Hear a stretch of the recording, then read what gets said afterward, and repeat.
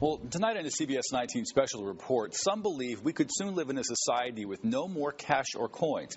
All you would need would be codes assigned to units of currency that completely exist online. You could carry those codes around on your smartphone and use them. It's real. It's called cryptocurrency, and there are several varieties, but the most popular one is called Bitcoin, and it's accepted right here in East Texas. Now, you might see these little tokens around, but they're not worth anything.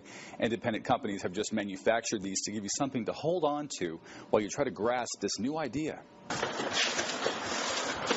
Scott Williamson is busy filling an order at his fledgling business, Tyler's Brewing Supply. I sell everything to make beer and wine at home, grains, juice, chemicals. Last year, he adapted and started this home brewing supply business when competition from expanded alcohol sales approved by East Texas voters forced him to close his liquor stores. And now he's adapting to the changing nature of business itself.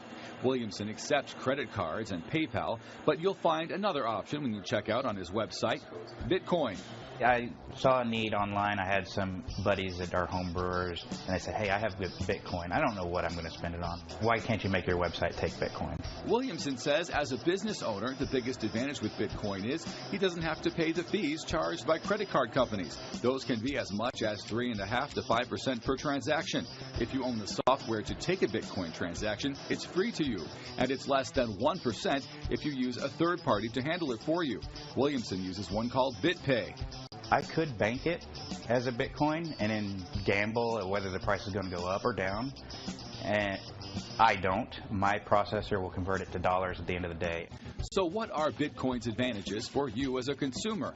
Williamson says in some ways it's actually safer than cash since it's held on your phone or computer. Your wallet can get stolen, your physical wallet, but I mean, unless somebody knows your password and all that, they can't steal your Bitcoin.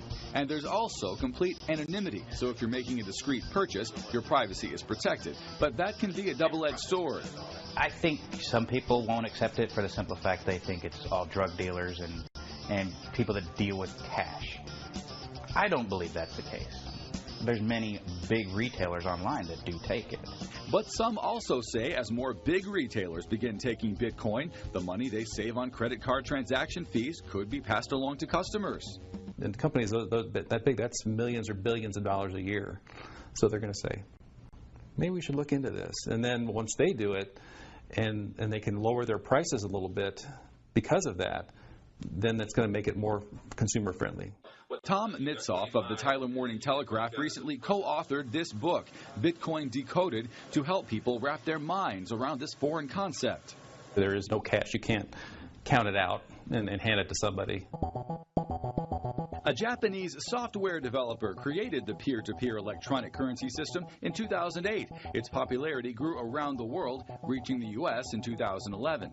Someone who uses Bitcoins stores them all in what's called a Bitcoin wallet, an electronic holding place. And in addition to entering your payment information online, you can also scan a QR code like this on your cell phone to make a purchase in a store. That's my wallet with my code. You can put your phone up to a QR code at the counter at the store, and the QR reader will do a transaction for you there. So how do you get these Bitcoins? Well, there are two ways to do it, and both of those methods require a little explanation. You'll hear more about this book tonight at 10 o'clock. Bitcoins are traded in exchanges online, kind of like the way stocks are traded on the stock market. And that's how they get their value, by how in demand and heavily traded they are.